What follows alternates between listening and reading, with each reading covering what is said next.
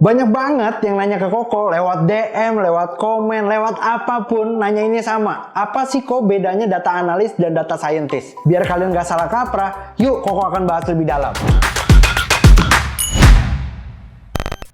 Tahu nggak sih kalau ternyata sejarah di bidang data itu nggak berawal dari profesi data analis dan data scientist. Jadi ternyata waktu bidang data itu mulai ngetrend, ada sedikit perubahan behavior. Yang pertama gini, dulu kalau kita nyimpen data semuanya serba manual. Wah, ditulis di buku ya, semuanya pakai paper.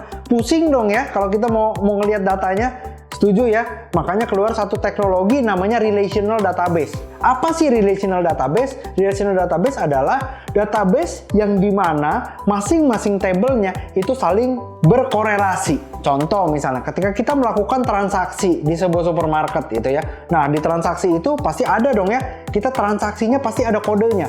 Ya, di dalam kode transaksi itu ternyata ada berbagai jenis kode barang, jumlahnya berapa, ya, ada total harganya, ya, ada history paymentnya, dan kalau kita payment secara otomatis jumlah barang itu di gudang langsung berkurang. Itu namanya relational database. Ya, jadi antar tabelnya, tabel barang, tabel transaksi gitu ya.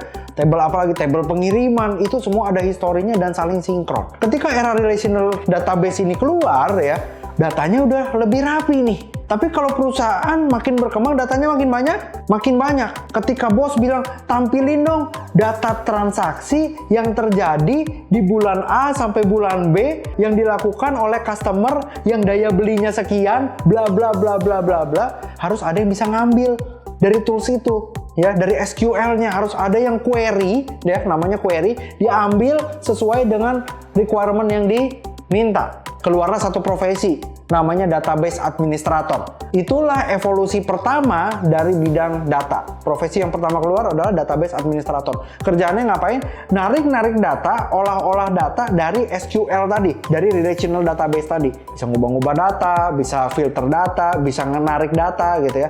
Itu namanya DBA, database administrator. Makin ke sini, wah, profesi data katanya makin keren nih. Data is a new oil, katanya. Gila, keren banget gitu ya. Keluar profesi baru, namanya database engineer. Ternyata usut diusut, database engineer hanyalah kamuflase dari profesi yang namanya database administrator. Jadi sebenarnya database engineer adalah profesi database administrator. Ganti nama doang, nama beken teman-teman ya. Tapi sekarang requirement-nya makin bertambah lagi. Ya, perusahaan kalau makin gede ya, itu tadi udah bisa narik data tuh. Tapi kalau udah ditarik, datanya masih dalam bentuk list. Cret, banyak banget, pusing banget. Data itu harus bisa mewakili kondisi yang terjadi pada saat itu. Bos bilang, gua nggak ngerti kalau lihat list kayak gitu. Intinya apa deh? Berarti yang bos butuh apa? Bos butuh rangkuman. Ya, manajer butuh rangkuman dari kondisi yang terjadi dalam bentuk apa? Dalam bentuk chart, dalam bentuk grafik, dan lain-lain. Jadi, data yang ada harus dibuat dalam bentuk summary, atau sekarang nama kerennya adalah data dashboard. Keluarlah profesi yang namanya data analis. Jadi dari data yang ada udah bisa difilter, udah bisa ditarik, dianalisa, divisualisasikan dalam bentuk dashboard. Makanya kalau Anda mau jadi data analis harus bisa itu ya, analisa dan bikin dashboard ya. Dashboardnya pakai tools apa? Pakai namanya Tableau atau namanya Power BI. Nangkep ya? Jadi sekarang, wih, keren nih, bos sudah senang. Datanya udah bisa dalam bentuk visualisasi. Oh, gue udah ngerti. Oh, kondisinya gini. Ya, persentasenya gimana, grafiknya gimana. Itu data analis. Perusahaan yang lebih besar lagi, pengennya apa? Udah deh, dari sini gue udah bisa lihat dashboardnya, intinya kira-kira ke depan gimana ya? Ternyata kerennya, ya, orang yang jago di bidang data, dia bahkan bisa memprediksi masa depan. Ya, kira-kira kalau dari histori data yang ada 10 tahun terakhir, kira-kira 10 tahun ke depan akan terjadi apa? Keren nggak?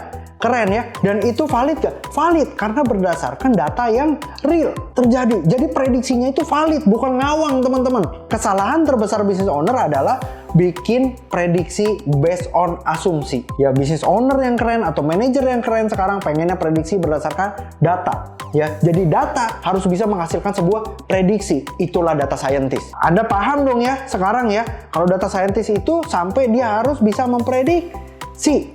Ya, data scientist bisa bikin dashboard nggak? Belum tentu. Dia pokoknya fokusnya apa? Dia olah nih, cek, kira-kira nih hasil prediksinya apa? Nangkep ya, itu data scientist. Keren nggak? Ya, keren banget gitu ya. Nah, jadi kalau Anda tanya tuh ya, data analis dan data scientist semua punya tanggung jawabnya Sing. Terus banyak lagi yang tanya sama Koko, Ko Alvin, kalau gitu kok terus saya harus belajar dari mana? Ya, saya harus belajar data scientist atau data analis? Saya bingung nih kok. Kalau saran dari Koko, ya belajar dua-duanya. Ya, karena apa? Yang terjadi adalah begini, di perusahaan besar, ada perusahaan-perusahaan yang memilah profesi data analis, dia bikin tim sendiri, profesi data scientist, bikin tim sendiri. Oke, tapi Koko tanya, kalau ada orang yang bisa nguasain data analis dan data scientist sekaligus, perusahaan ini mau bayar nggak dia lebih mahal? Pasti dong ya. Kenapa? Satu orang bisa mengcover scope pekerjaan yang lebih besar. Nangkep ya? Dan kalian udah tahu tuh berdasarkan cerita Koko tadi sebenarnya ya kerjaan ini saling relate, bener nggak? Relate ya, nyambung ya. Ya kalau kalian kuasain semuanya, oke banget nggak? Ya oke banget gitu ya. Dan kenyataannya begini sekarang, ya perusahaan even dia buka nama lowongannya data analis atau data scientist, banyak perusahaan yang sebenarnya waktu Anda masuk lingkup kerjanya adalah semuanya dari A sampai Z dikerjain. Olah datanya iya, bikin dashboardnya iya. Jadi saran Koko gitu ya, daripada kalian milah-milah dan bikin nanti peluang kerja kalian lebih menipis, alangkah baiknya Anda kuasain semuanya. Jadi pelajarinlah data analis dan data scientist sekaligus. Sekian dari Koko, semoga bermanfaat. Jangan lupa like, comment, subscribe, dan nyalakan lonceng notifikasinya supaya Anda dapat update terbaru seputar dunia IT. Yuk semangat belajar bidang data dan see you on the next video. Bye!